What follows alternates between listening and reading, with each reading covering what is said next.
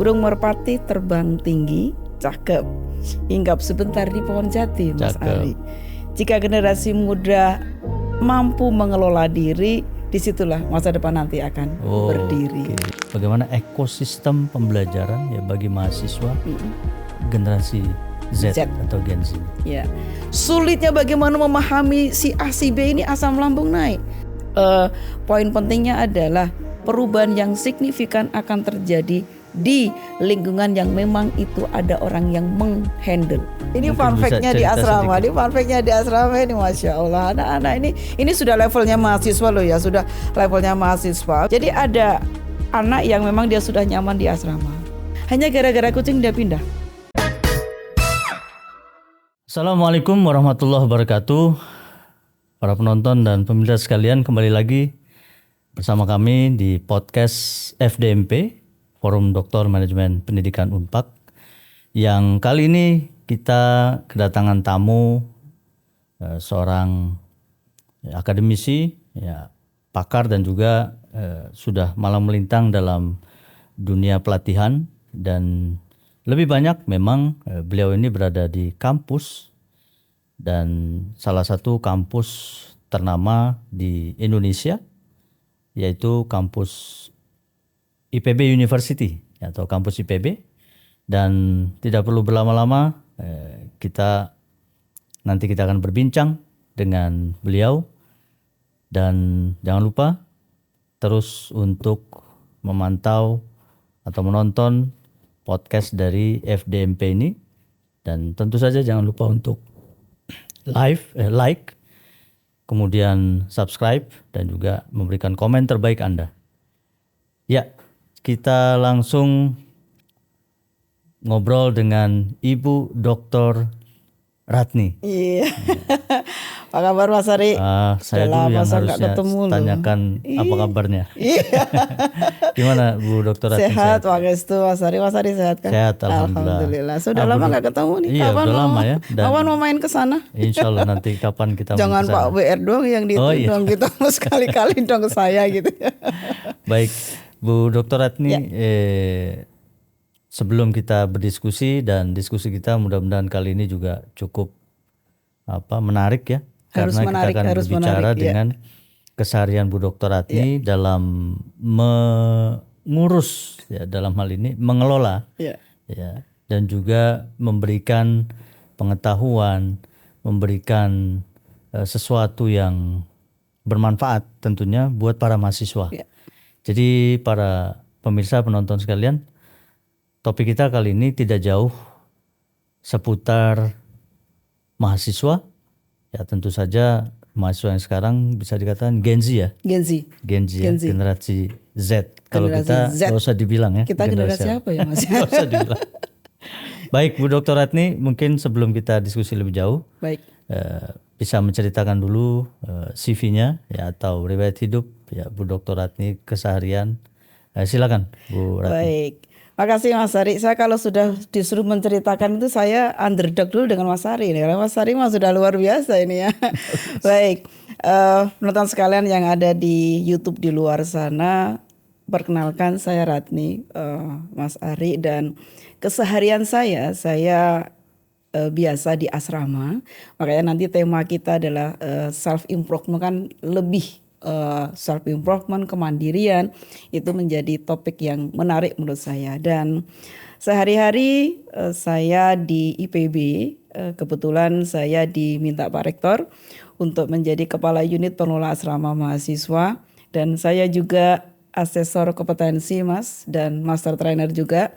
Dan mudah-mudahan nanti kita bisa berkolaborasi, bersinergi juga dengan Rancamaya, Sekolah Cahaya Rancamaya, mudah-mudahan, dan tentunya dengan FDMP yang sudah setiap hari kita berdiskusi dan berkolaborasi. Demikian Mas Ari, nggak usah panjang-panjang. Oh gitu ya, baik. Betul, nanti kalau panjang-panjang nanti Mas Ari gak kebagian nanyanya apa. Iya, karena nanti yang lebih banyak berbicara, ya menyampaikan pemikirannya tentu Ibu Ratni ya. Dalam hal ini kita berbicara tentang perspektif pendidikan tentu saja. Betul. Dan kita tahu bahwa proses belajar mahasiswa atau ya mahasiswa ya dalam hal ini itu tidak hanya terjadi di ruang kelas. Betul. Dan tentu di luar ruang kelas itu justru di era saat ini menjadi satu hal yang tidak bisa kita pungkiri, merupakan sebuah kebutuhan untuk mereka. Nah, bagaimana sih Bu menurut pandangan Bu Ratni terkait dengan hal ini, dan bagaimana ekosistem pembelajaran ya bagi mahasiswa generasi Z atau Gen Z ini? Ya. Sebelum saya masuk itu saya boleh buka pantun nggak? Boleh, silakan. Boleh ya, sebentar. Tapi kalau di sini kan Mas Arido yang bilang cakep gitu ya. Tapi penonton juga bilang cakep ya. Sebentar. Burung merpati terbang tinggi, cakep. Hinggap sebentar di pohon jati, Mas Ari. Jika generasi muda mampu mengelola diri, disitulah masa depan nanti akan berdiri. Gitu. Jadi semuanya gitu loh, Mas. Sebelum nanti kita masuk ke sana. Baik, makasih Mas Ari. Pertanyaan yang daging dan menurut saya sangat nendang di generasi Gen Z saat ini. Dan kalau kita bicara tentang masa depan generasi Z nih Mas Ari, tentu tidak hanya sekedar menghadapi tantangan transformasi, literasi dan lain sebagainya, tapi yang paling besar menurut saya adalah bagaimana kita di diri sendiri, kita anak-anak mahasiswa nanti mengelola diri kita. Karena sebagus apapun program, tapi kalau dalam diri kita tidak ada bentuk untuk effort untuk mengelola saya agar bisa berubah, itu juga akan menghambat. Jadi menurut saya yang paling mendasar dalam bagaimana kita bisa bertumbuh dalam masa-masa yang sangat-sangat banyak literasi AI-nya, digital dan lain sebagainya, improvement, self-improvement dan self-lead itu menjadi fondasi utama.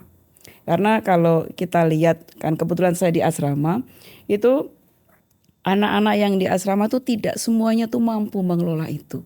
Dan saya belajar bagaimana anak itu mandiri, begitu. Sehingga pada saat tinggal di asrama pertama kali pun sudah tidak dibantuin. Padahal awalnya anak-anak ini masih semuanya tuh mami, mama, ini gimana.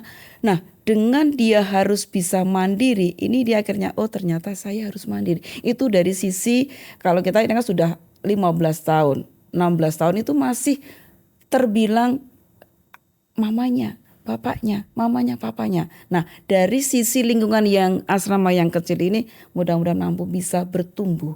Nah, ketika sudah bisa bertumbuh, dia berevolusi, merubah mindsetnya, insya Allah generasi emas akan kita capai. Mudah-mudahan dengan bantuan semua pihak, tentunya tidak hanya di asrama, tapi juga di lingkungan masyarakat, di perkuliahan dan lain sebagainya. Ya. Gitu. Baik, berarti dalam lingkungan mereka itu adaptasi awal biasanya paling sulit. Dibilang paling sulit, paling gampang. Jadi kalau anak-anak bilang adaptasi mah gampang, tapi enggak semuanya. Karena anak-anak yang biasanya misalkan kan kebetulan kalau di asrama itu kan seluruh Indonesia. Kalau misalkan di perguruan tinggi A, perguruan tinggi B, makanya asrama ini menjadi idaman sebenarnya, idaman buat perguruan tinggi begitu. Agar apa? Bisa mengelola karena ada ekosistem pembelajaran yang dalam di asrama. Jadi tidak hanya sekedar asrama numpang tidur, no. Tapi asrama adalah tempat mereka untuk tumbuh. Dan di asrama itu tempatnya untuk beradaptasi. Contoh, kebetulan kalau di asrama itu kan tidak ada yang sendiri, ada yang dia berdua, bertiga atau bahkan berempat. Nah, dari ekosistem kamar itu tuh dia harus bisa bagaimana saya harus memahami karakter si contoh lah, saya memahami karakter Mas Ari kan berapa tahun saya memahami karakter Mas Ari. Dari pertama Mas Ari ujian, saya ngelihat ujiannya, Mas Ari begini. Terus kita berdiskusi dalam sampai tim formatur itu kan bagaimana cara kita beradaptasi. Nah, di asrama juga sama yang seperti itu. Sehingga dalam satu kamar itu tidak Jadi beragam, jadi dari Malaysia, bukan dari Malaysia, dari Sulawesi, dari Kalimantan, dari Jawa, bahkan dari yang paling timur di Jawa Timur atau dari Papua. Nah, beradaptasi di asrama atau misalkan di kelas ataupun misalkan dimanapun, karena kan pasti banyak orang akan berkumpul itu. Yang tadi saya bilang, orang bilang itu gampang-gampang susah. Yeah. Tapi tidak, ternyata sulit. Karena ketika tidak bisa beradaptasi, yang terjadi apa? Ininya naik. Asam lambungnya itu naik. Karena apa? Wih, asam lambungnya itu naik gitu loh Mas Ari. Jangan dikira. Sulitnya bagaimana memahami si A, si B ini asam lambung naik. Contoh misalkan, kalau misalkan saya tidak bisa memahami Mas Ari seperti ini, pada saat berdebat, berdiskusi kan pasti akan ada emosi. Kalau emosi keluar apa? Ini asam lambung naik. Dan itu real terjadi di asrama. Dan juga di kelas ketika memahami dosennya, dia tidak bisa memahami gimana cara ngajar dosennya. Itu kan susah untuk menerima. Karena apa? Dia bergejolak. Pikirannya, aku bisa menerima atau tidak. Yang paling penting adalah ngeblended dulu. Baik. Gitu Mas Ari. Iya.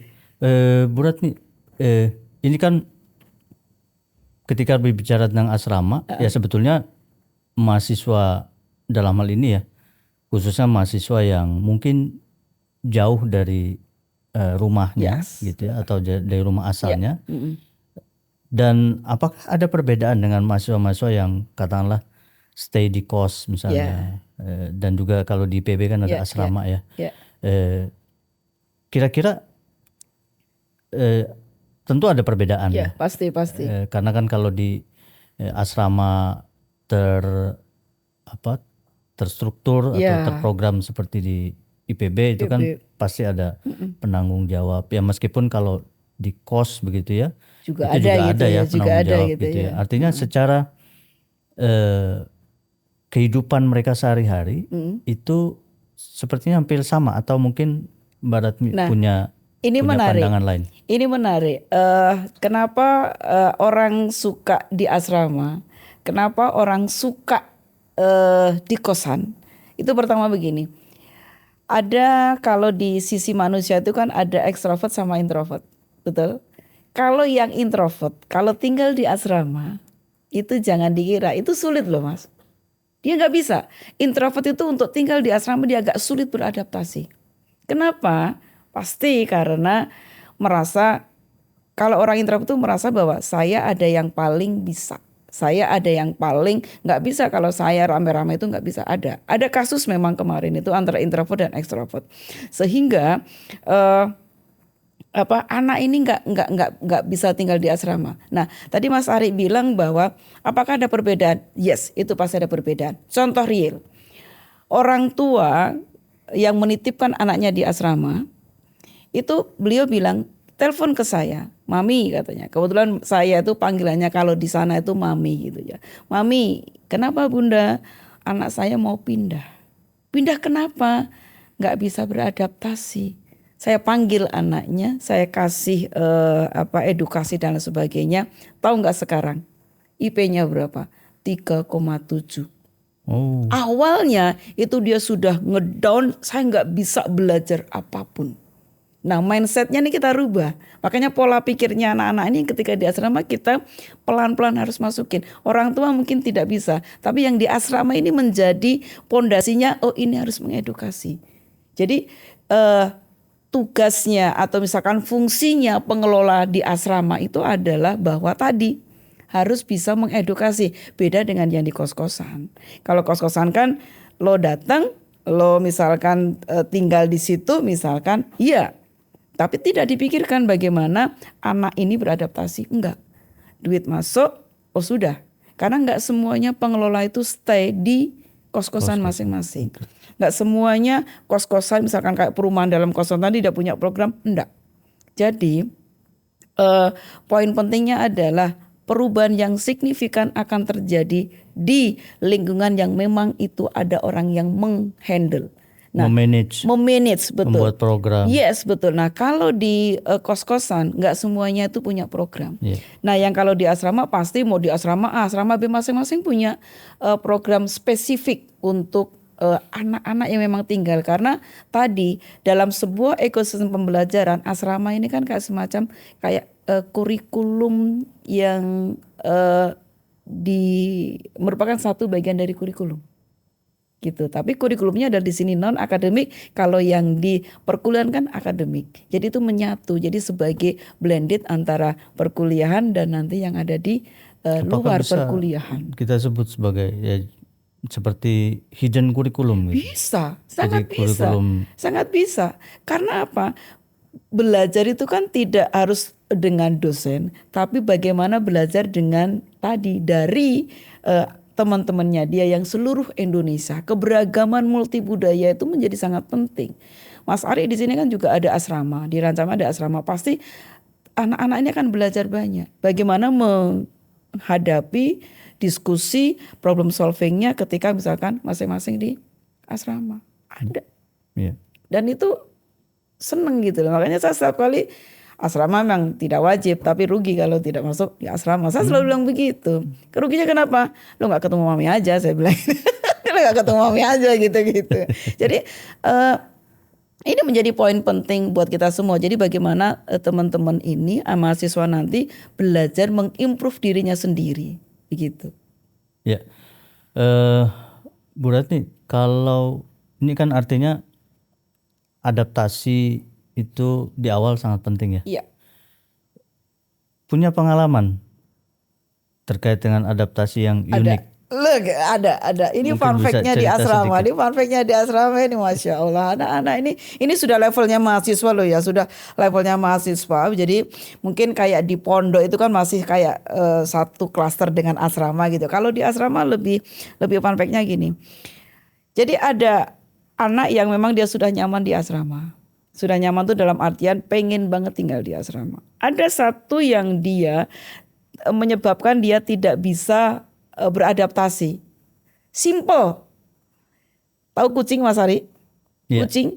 Kucing itu kan tidak bisa kita halau hus. Nggak bisa. Hanya gara-gara kucing dia pindah. Dari mana? Dari asrama. Karena apa? Dia nggak suka kucing. Itu satu. Terus saya bilang, apa mau saya pindahkan? Sampai sana itu. Kan kalau misalkan keluar kan, kalau saya kan bukan hanya karena uangnya sudah masuk, no bukan. Tapi bagaimana dia bisa standby atau stay sampai lulus, sampai tingkat 1 lulus aja udah. Tapi kalau dia di awal, di minggu pertama atau di minggu kedua, minggu ketiga, bulan pertama dia keluar dari asrama. Kalau saya mikir apa ini yang menjadi kendala, saya ulikan, apa sih banyak kamu tidak bisa? Kucing Mas. Takut, fobia. Dia nggak suka kucing. Dia nggak suka kucing. Karena walaupun kami sudah berusaha kucing itu kami sterilisasi, tapi namanya kucing di luar itu masih banyak banget. Hanya gara-gara kucing itu ada. Jadi dia sampai serius ya bisa pindah. Jadi bukan karena asramanya, tapi karena ada sesuatu yang memang dia nggak suka, yaitu adalah kucing. Ada kucing. Padahal kucing kalau semua orang tuh dalam satu gedung inilah, dalam satu kita aja nih sama dengan Mas Ari. Mas Ari misalkan nggak suka kucing, saya suka kucing misalkan. Nah ketika ada kucing sini, pasti Mas Ari kan risih. Ini Bu Ratni gimana sih? Yang satu suka kucing, yang satu tidak. Akhirnya apa? Ya sudah saya pergi aja. Kan pasti begitu. Akhirnya apa? Daripada saya bertahan di sini dan mengabaikan orang-orang yang suka kucing gitu. Akhirnya apa? Dia keluar. Tapi bukan karena dari asramanya, tapi karena di situ ada kucing. Dan walaupun kami sudah berusaha, tapi kucing itu akan tetap terus ada. Mau saya buang kemana? Nggak bisa. Itu unik banget. Masa gara-gara kucing, saya bilang. Terus kalau saya mau nahan, saya juga salah dong kalau menahan. Kenapa mami nahan? Karena gara-gara itu. Jadi hal-hal kecil itu bisa menjadi penyebab orang itu, walaupun sudah nyaman, jarang untuk bisa beradaptasi untuk itunya. Gara-gara kucing, Mas. Menarik ya. Gara-gara kucing, coba ingin aja. Bu Ratni, lebih lanjut ketika kita tadi berbicara tentang adaptasi ya. Nah, kemudian dalam proses ya, setelah mereka sudah beradaptasi gitu ya, terutama para mahasiswa yang semester awal lah, ini mungkin juga apa yang kita diskusikan ini bermanfaat nanti buat para mahasiswa baru ya, calon mahasiswa baru. Dimanapun ya Anda berada, jadi selama ya berdasarkan pengalaman yang Bu Ratni mungkin melihat, ya menyaksikan ribuan ya, mungkin mahasiswa yang sudah Bu Ratni saksikan lah ya, baik yang di asrama ataupun yang tidak di asrama. Betul. Itu tantangan mereka di era saat ini ya, khususnya di era yang penuh dengan dunia digital ya, digitalisasi, sosial media. Betul. Gitu ya. Proses mereka menghadapi tantangan ini dari kacamata Ibu Ratni yang sudah cukup berpengalaman bersama-sama dengan mereka gitu ya, itu tantangannya seperti apa?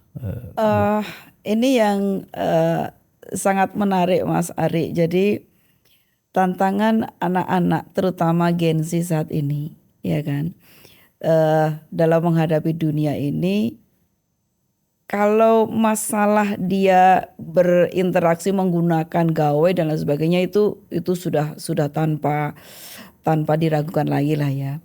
Nah, tapi bagaimana mahasiswa yang ada yang saat ini adalah saling kenal. Mereka itu nggak saling kenal loh kadang-kadang. Saling kenal. Contoh realnya ini saya tantangan yang dari tahun 2020 lah. Saya 2020 ini COVID itu saya masih mengamati masalah dia menggunakan literasi apapun, saya acungin jempol lah ya. Menggunakan digitalisasi, teknologi segala macam itu saya top margo top lah untuk Gen Z. Karena mereka memang digital native ya. Satu yang menurut saya yang harus dipahami adalah anak ini, mahasiswa ini kurang membaur atau kurang istilahnya orang itu siapa, ini siapa, itu kurang. Jadi bagaimana kita bisa tahu bahwa si A si B ini adalah teman saya, itu adalah misalkan satu duduk begitu, saya tanyain, kamu kenal ini enggak? Enggak nih. Lalu saya bilang kenapa? Ya enggak kenal. Mereka lebih ke arah dia, saya lebih enak menyendiri. Lebih nyaman dengan gayanya dia sendiri. Ada yang memang aku nggak suka keramaian, padahal tiap hari kita ada solong, social gathering lorong, misalkan ada pertemuan apapun, tapi dia bagaimana mengenal diri orang lain itu dia tidak. Memahami orang lain itu dia masih harus diperdalam. Nggak bisa memahami, jadi bukan nggak bisa, belum bisa sepenuhnya memahami bahwa si A si B itu begini belum. Kenal aja, gimana kita memahami kalau mereka tidak kenal? Satu lorong belum tentu kenal. Ini PR saya loh Mas, ini PR saya sebagai pengelola dan ini PR-nya SR juga. Kenapa dalam satu gedung kok masih ada yang anggaplah 50% itu dia masih belum saling mengenal. Jadi ya datang ya begitu-begitu aja. Nah ini menurut saya tantangan buat saya. Sampai saat ini saya belum menemukan jalannya, walaupun kunjungan lorong, ngalong itu sudah dilakukan, kunjungan gedung sudah. Tapi lagi-lagi adalah awareness-nya dia bahwa gue kenal sama lu dong, gue pengen berteman, itu tidak. Jadi mereka itu lebih ke arah kalau gue nyaman. Kalau saya nyaman dengan si A ya udah sama si A. Kalau saya nyaman dengan si B sudah dengan si B. Karena apa? Saya punya namanya fans club Mami Queen itu yang ada di anak-anak itu. Jadi kenalnya ya jadi di fans clubnya dia doang. Dia nggak mau kenal yang lain. Padahal anak saya itu kan banyak. Anak saya di asrama itu banyak. Itu contoh real. Dan mungkin ini juga tidak hanya di asrama perguruan tinggi A, tapi juga mungkin di UI atau misalkan di UNER atau di Unibro itu sama.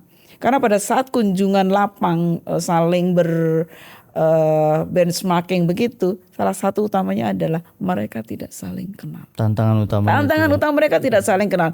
Ketika tidak saling kenal itu imbasnya akan banyak loh Mas Ari. Oh iya. Apa itu imbasnya? Iya, imbasnya apa? Barangnya misalkan saya kenal Mas Ari, ini saya tahu itu handphonenya Mas Ari. Tapi ketika saya tahu handphonenya Mas Ari, ketika misalkan ada orang yang membawa, saya tanya, itu handphonenya Mas Ari loh, jangan dibawa misalkan begitu. Kalau dia selama enggak merasa itu nggak tahu, nggak merasa, nggak memahami punya orang itu, akhirnya apa? Padahal di depan mata diambil orang, dia nggak tahu. Artinya awareness-nya jadi Yes, itu yang saat ini menjadi tantangan. Mungkin juga di Unibro, misalkan di UI atau misalkan di ITS atau misalkan di Unpad juga ada itunya. Di ITERA itu sama persis. Permasalahannya lah awareness-nya kurang. Nah, menumbuhkan awareness ini kan tidak hanya sebatas di pengelola, tidak hanya sebatas di rumah, tapi kan semua itu terlibat. Karena kalau awareness-nya itu kurang, yang terjadi tadi apa? Akan banyak sisi hilang, akan banyak sisi yang dia, oh ini kan kayak tidak ada yang punya. Padahal barang itu ada, itu pasti ada yang punya. Iya.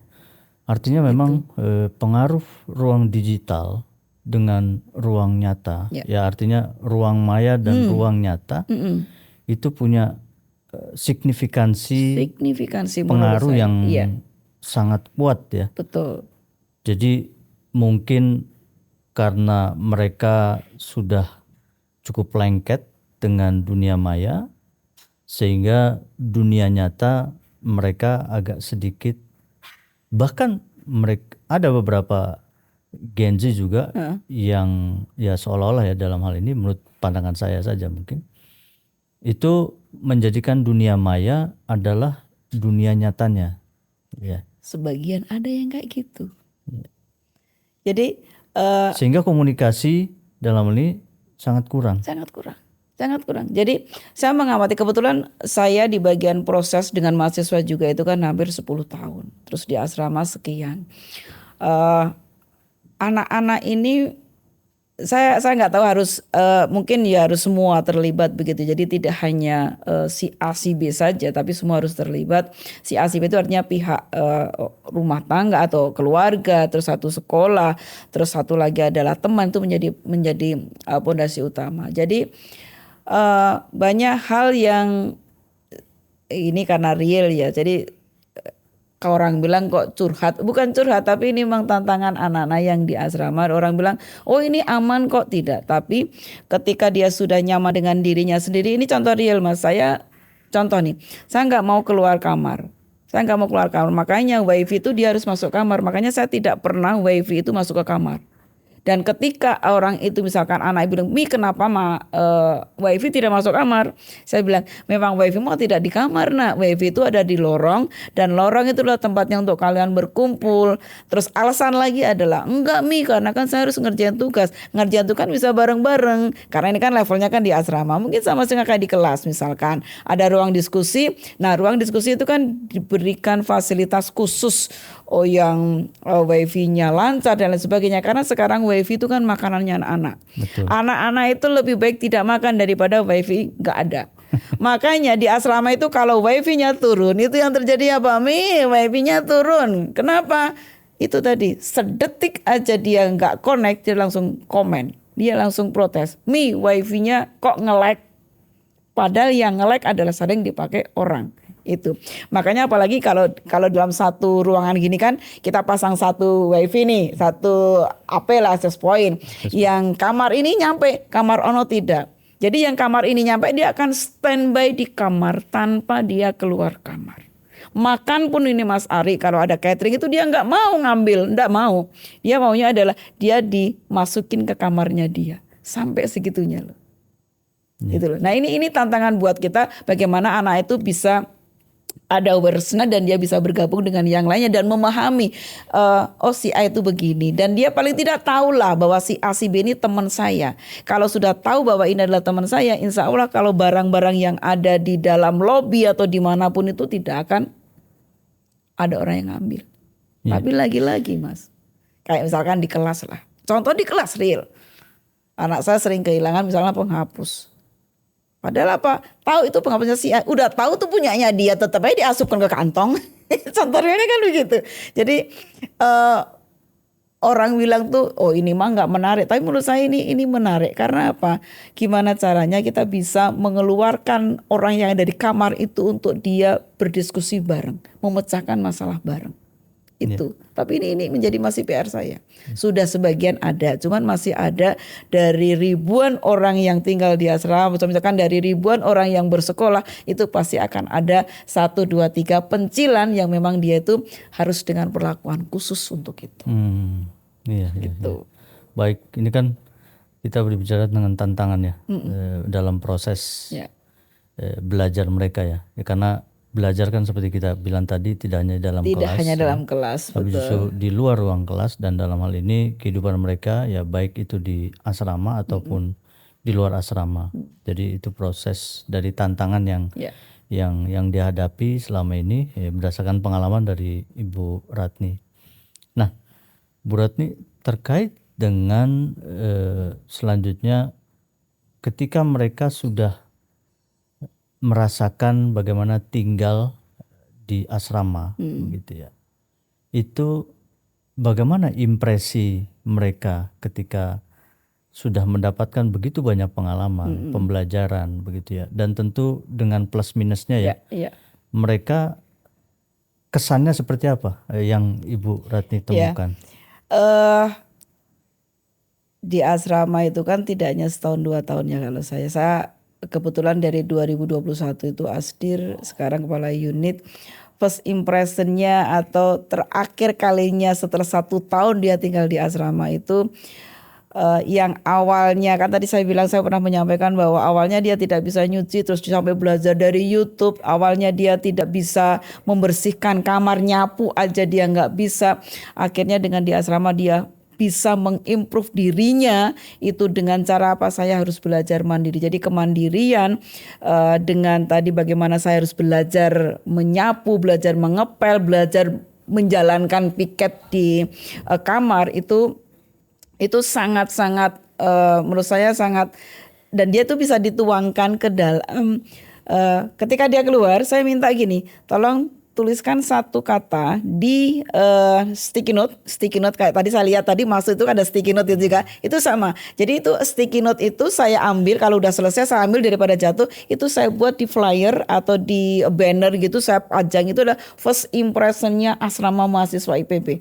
Ada yang bilang gini, pernah nggak lo eye contact dengan monyet katanya? Karena apa? Ada mas di belakang itu kebetulan ada habitat monyet yang kayaknya sih sekarang ini sudah menyebar kemana-mana sampai ke perumahan segala macam. Saya pernah eye contact dengan monyet loh, tapi itu seru. Itu adanya begitu. Itu satu lagi begini, tinggal di asrama itu adalah sesuatu yang tidak akan bisa dinilai dengan uang. Dia bilang begitu. Ada satu lagi sampai panjang begitu, persimpulannya tuh luar biasa. Sampai bilang gini, kalau mau kuliah gitu mau tinggal delosor aja. Sama ketika misalkan kuliah ada di sini, orang bilang kenapa tinggal kepleset aja nyampe? Ya karena tinggal turun. Beda dengan orang yang di luar sana, yang dia itu harus keringat dulu, ngayuh sepeda dulu, pakai motor dulu baru sampai. Kalau di asrama kan tinggal nyampe nih. Jadi orang memperlihatkan kepleset aja udah sampai di kelas, kepleset aja udah sampai di ruang kuliah. Dia dengan excitednya tuh menyampaikan kebermanfaatnya di asrama, makanya rugi kalau tidak tinggal di asrama. Makanya kalau di Mas Ari di sini ada asrama, rugi kalau tidak tinggal di asrama. Jadi di UNER atau dimanapun rugi kalau tidak tinggal di asrama. Karena apa? Pembelajaran yang tidak akan didapatkan setelah dia keluar dari asrama. Dan satu yang menjadi fun fact-nya adalah sampai saat ini orang yang tinggal 1 kamar ini sampai sekarang ini menjadi saudara. Dia kalau misalkan ada kerepotan segala macam, dia kontak dan dia supply. Jadi plus minus, jadi saling melengkapi. Itu sampai segitu loh Mas. Solidaritas. Ya, jadi solidaritasnya jelas pasti akan dapat, karena sampai sekarang ini orang ini akan terus ada dan dia kontak saya terus. Aku 1 kamar dengan ini loh. Dan orang tuanya juga menyampaikan anak ini 1 kamar dengan si A. Sampai sekarang bangun engagementnya itu luar biasa. Jadi membangun engagement itu memang bisa dimulai dari manapun. Dari kita ngobrol kayak gini ada engagementnya. Dari setiap kali dalam 1 kamar ada engagementnya. Saya contoh ketika prajabatan itu kan 1 kamar dengan namanya Nur misalkan. Anggaplah si Nur. Nah sampai sekarang ini saya terikat banget. Jadi kalaupun ada apa, padahal cuma 2 minggu. Sangat-sangat engagementnya dapat. Artinya kan pembelajaran, ekosistem pembelajaran yang ada di tempat kita itu bisa dimulai dari manapun.